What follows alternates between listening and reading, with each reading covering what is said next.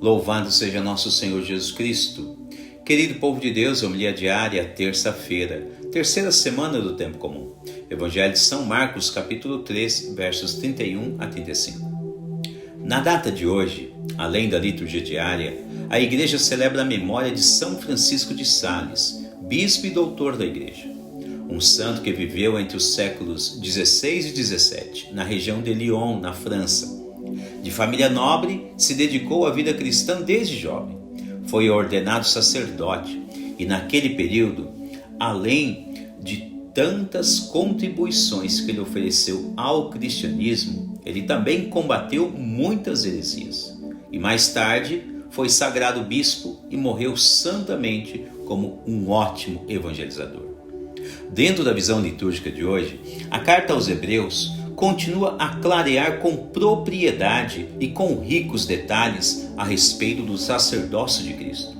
A carta faz menção aos que vieram antes de Jesus e diz que todos antes de Jesus foram apenas figuras de seu eterno e verdadeiro sacerdócio.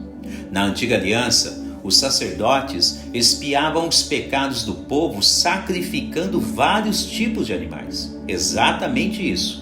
O sangue utilizado na antiga aliança eram de animais sacrificados. Agora, a partir do Novo Testamento, o sacrifício é com o sangue precioso do Cordeiro de Deus, Jesus Cristo.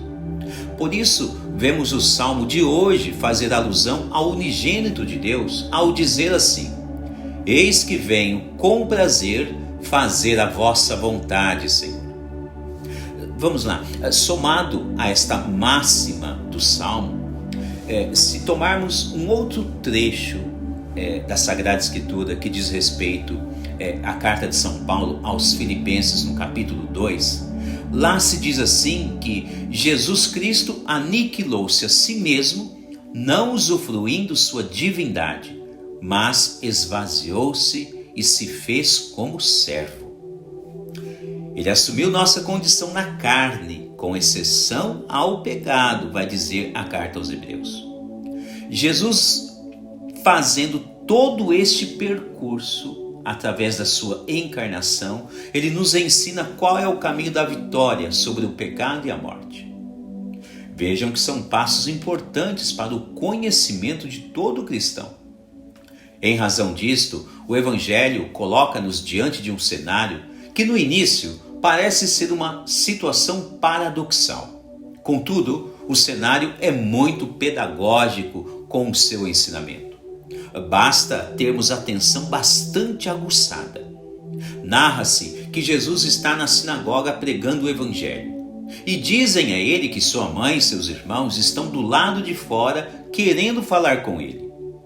A instrução a respeito desta cena nos enche de alegria, dado que Jesus nos quer sempre como irmãos e amigos. Isto é magnífico. Jesus coloca como proposta de reflexão o seguinte pensamento: quem é minha mãe e quem são os meus irmãos? Ao que ele mesmo próprio ensina, que todos aqueles que o escutam e praticam sua palavra, diz Jesus, todos são meus irmãos e minha mãe. Ora, com isso, Jesus enaltece ainda mais a sua Santíssima Mãe, pois ela foi a primeira a escutar a palavra de Deus no Novo Testamento e colocá-la em prática. Além do mais, Jesus nos insere em um contexto muito favorável ao que diz respeito a nos tornarmos parte de sua parentela. Todos nós podemos nos tornar irmãos de Jesus, ao seguir esse ensinamento brilhante que nos pede apenas ouvir e praticar a sua palavra.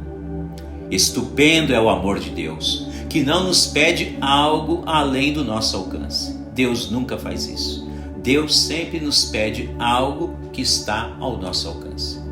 Por isso, a todos que desejarem se tornar da família de Jesus, basta ouvir com todas as suas forças, toda a sua mente, toda a sua alma, escutar a palavra de Deus e colocá-la em prática na vida diária.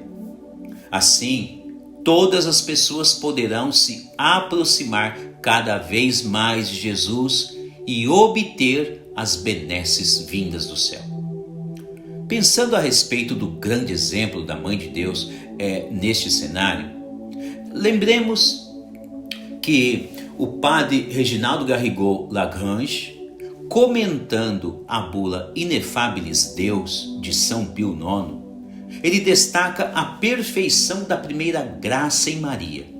E ainda, citando São Tomás de Aquino, ele comenta a respeito da reflexão do doutor Angélico, onde ele diz que à medida que alguém se aproxima de um princípio que contém a verdade, mais se participa de seus efeitos. Foi o caso da Virgem Maria. Ela se tornou a perfeita discípula do Senhor. Seguramente, a Virgem Maria se aproximou muito mais de Jesus do que qualquer outra pessoa, em relação especialmente à sua concepção virginal. De fato, ela esteve muito mais próxima de Jesus do que qualquer outra criatura existente em toda a face da terra.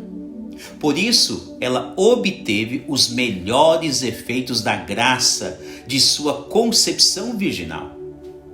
Ninguém pode ser como a Virgem Maria, isto é fato, mas todos podem imitar o seu grande exemplo, se aprendermos dela a ficarmos o mais próximo possível de seu Santíssimo Filho. Se assim o fizermos, como ele mesmo disse no Evangelho de hoje, seremos todos seus irmãos. E na esteira de Santo Tomás de Aquino, poderemos ainda participar de forma melhor ainda com os efeitos de sua graça. São Francisco de Sales assim o fez. Escutou Jesus, praticou a sua palavra e obteve incontáveis efeitos da graça de Jesus para si e para todas as suas ovelhas. Louvado seja nosso Senhor Jesus Cristo,